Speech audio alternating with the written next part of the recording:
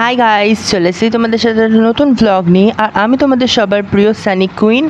আজ কিন্তু তোমাদের কুইন কিন্তু আর কুইন নেই, কারণ দেখতে পাচ্ছ সকাল থেকে লেগে পড়েছি কিন্তু ঘর পরিষ্কারের জন্য।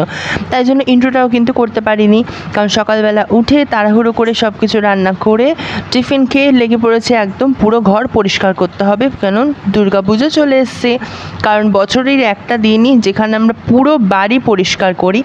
এমনি হয় মাঝে মাঝে টুকটাক হয়তো এই ঘরে ঝুল হলো, এই ঘরে ওই হলো, এটা পরিষ্কার করলাম, বাট এই দুর্গাপুজোর আগে কিন্তু পুরো একদম একতলা দোতলা তিনতলা সব কিন্তু একদম ভালো করে পরিষ্কার করি সব কিছু। তো চলো, এখন তো আমি অনেকক্ষণ ধরে পরিষ্কার করবো, দেখতে পাচ্ছ, তো পুরো ভিডিওটা দেখতে থাকো, একদম স্কিপ করবে না।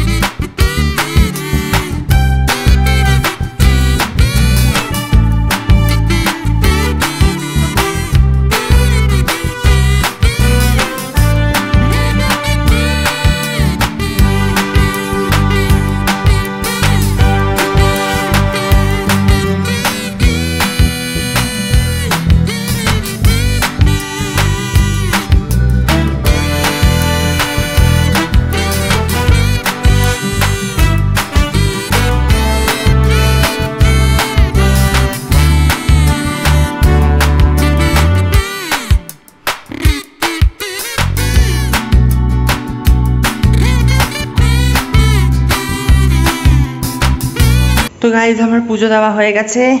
আর তোমাদের আজকে মাকে না দেখিয়ে পারলামই না, মানে মাকে এতটা সুন্দর আজকে লাগছে। এই দেখো, আজকে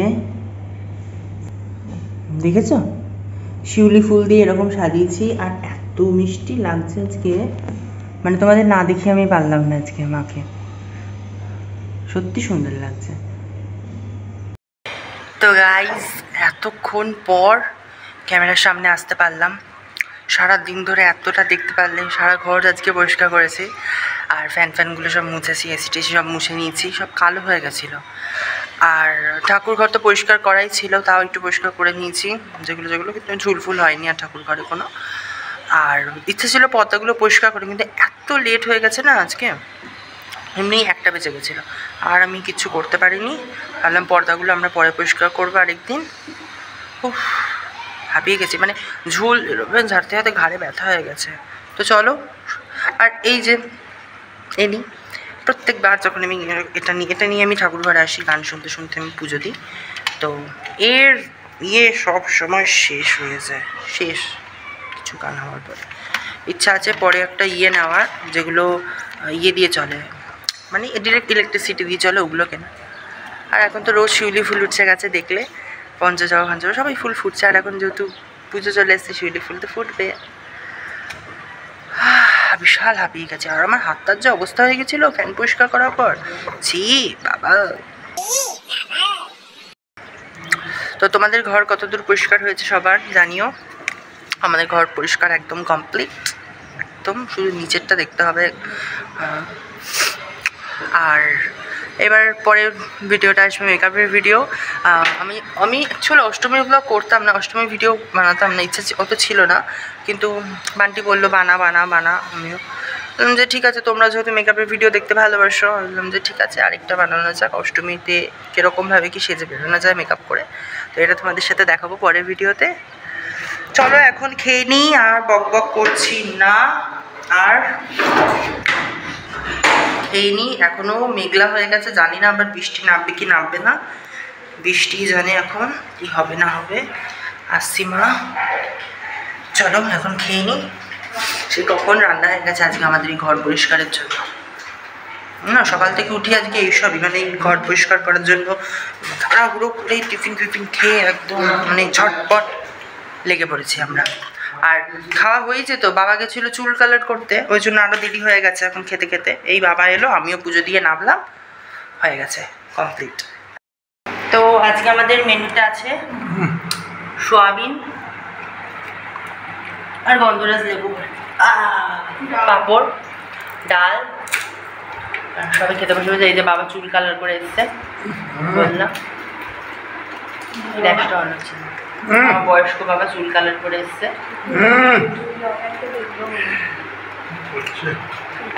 চলো খেয়ে নি, দাও না ডাল দাও।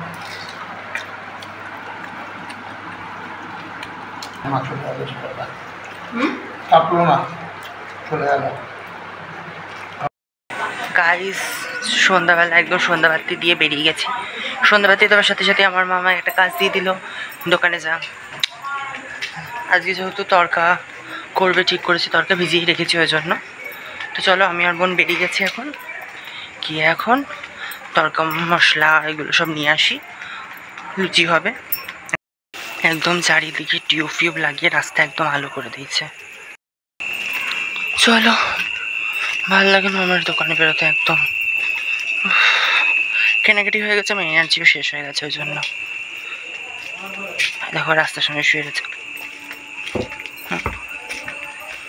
পুরো রাস্তা এখন দুর্গাপুজো কালী পুজো পর্যন্ত এরকম আলো থাকবে। গাইজ এই যে এক ব্যাগ কেনাকাটি হয়ে গেছে, আর বোন ওখানে কুরকুরে খেতে যাচ্ছে। চলো এটা নিয়ে এবার মাকে দেবো, এবার হবে লুচি তরকার জন্য প্রস্তুতি। চলে এসছি আমি, আর বললাম তরকা হবে। বোন তরকার ডালগুলো ভিজিয়ে রেখেছিল, দেখেছো খুব সুন্দর করে কিন্তু ডালগুলো ভিজেছে। বোনকেই তো দেখলাম তরকার ডাল নিয়ে ঘুরতে। কি তুমি ভিজিয়ে রেখেছো তরকার ডাল? হ্যাঁ,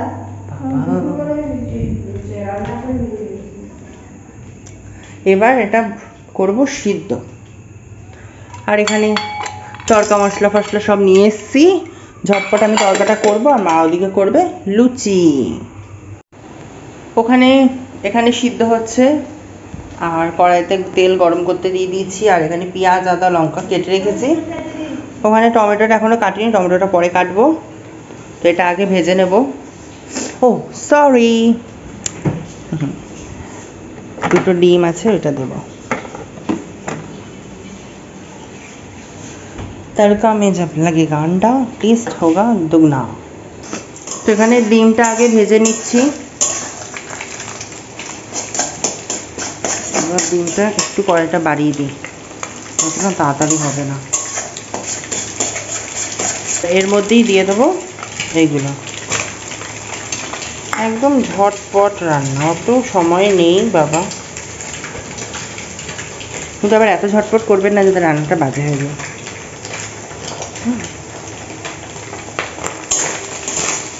এবার দেখবে পুরো আমরা অত এটাকে মানে পেঁয়াজগুলো কত করব না, যেমন ইলিশ মাছে থাকে ওই রকম কিন্তু একটু ব্যাপারটা হবে, পেঁয়াজ সব কিছু।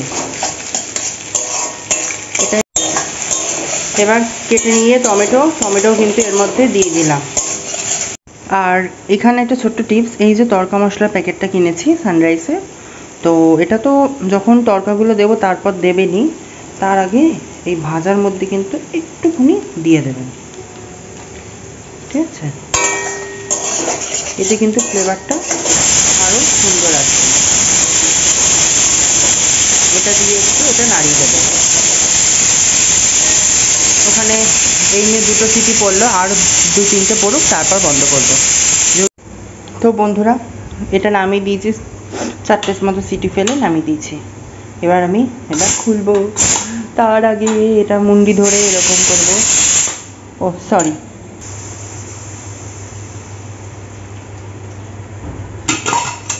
খুলে গেছে আমাদের ঢাকনা।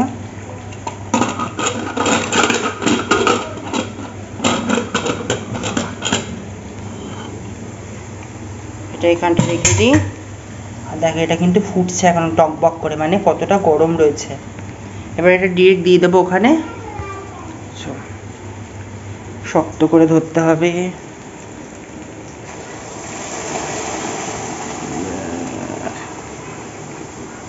দিয়ে দিয়েছি। এবার যেহেতু এটা গরম তাই একদম ফুটে যাবে এক্ষুনি। একদম ভালো করে মশলার সাথে মিশিয়ে দিয়েছি। তো দেখো জল তো দিয়ে দিয়েছি একটু, কারণ জল ছাড়া তো হবে না, কারণ এগুলো কিন্তু যেরকম জল দিয়েছি এটা কিন্তু যখন রেখে দেবো তখন একটু ঠান্ডা হয়ে গেলে কিন্তু টাইট হয়ে যাবে। আর নুন মিষ্টি সব চেক করে দিয়ে দিয়েছি, ব্যাস হয়ে গেছে আমার তড়কা। এবার ময়দা মাখবে, বাসনগুলো মাজবে, ব্যাস হয়ে যাবে। তো এটা ঢাকলো না, এটা তো ঢাকে সোয়াবিন। এই যে দেখো কি সুন্দর গাঢ় হয়ে গেছে, দেখেছো? প্রায় অনেক দিন পর আজকে কিন্তু তড়কা হলো। প্রায় অনেক দিন বলতে অনেক বছর হয়ে গেছে আমরা কিন্তু তড়কা খাইনি, আজ খেয়ে মনটা একদম আমার ভরে গেল। তো ভিডিওটা তোমাদের কেমন লাগলো অবশ্যই জানিও। আজকের মতো এটুকুই, সবাই ভালো থেকো, সুস্থ থেকো। নতুন একটা ব্লগে তোমাদের সাথে দেখা হবে। আজকের মতো টাটা।